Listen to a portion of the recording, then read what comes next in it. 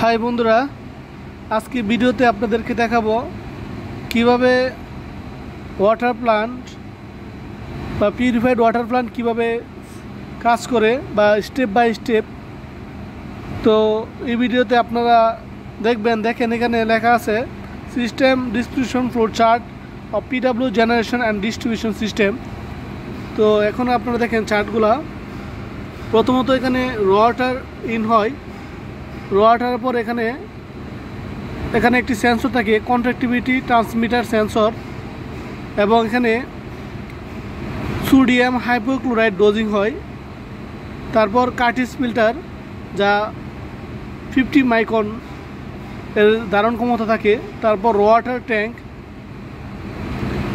Tank থেকে MGF feed pump, অর্থাৎ এখানে একটি পাম্প থাকে, পাম্প থেকে হিট এক্সচেঞ্জার হয়ে মাল্টিমিডিয়া ফিল্টার হয়, মাল্টিমিডিয়া ফিল্টার থেকে আয়রন ফিল্টার, অর্থাৎ পানিগুলো এইভাবে ধাপের ধাপ ফিল্টারিং হয় একটি পিউরিফাইড ওয়াটার সিস্টেমে।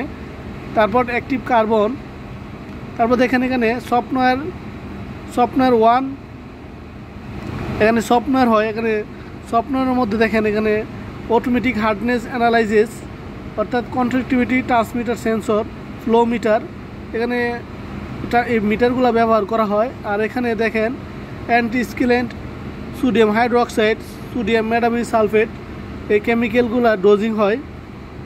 তারপর এখানে আরও ফিড ওয়াটার ট্যাঙ্ক, তারপর র water pump, 5 micron Curtis filter এবং 1 মাইক্রন কার্টিস ফিল্টার হয়। তারপর এখানে পাম্প ব্যবহার করা হয় এবং আরও 1 রিভার্স অসমোসিস। তারপর হাই প্রেশার পাম্প, এখানে দেখেন কন্ট্রাক্টিভিটি ট্রান্সমিটার, এখানে একটি সেন্সর ব্যবহার করা হয়, কন্ট্রাক্টিভিটি সেন্সর, এবং আরও 2 রিভার্স অসমোসিস, এবং এখানে দেখেন ফ্লো মিটার ব্যবহার করা হয় এবং আরেকটি কন্ট্রাক্টিভিটি সেন্সর ব্যবহার করা হয়। তো ফ্লো মিটার, ট্রান্সমিটার FT এবং ট্রান্সমিটার সেন্সর, কন্ট্রাক্টিভিটি সেন্সর এখানে ব্যবহার করা হয়।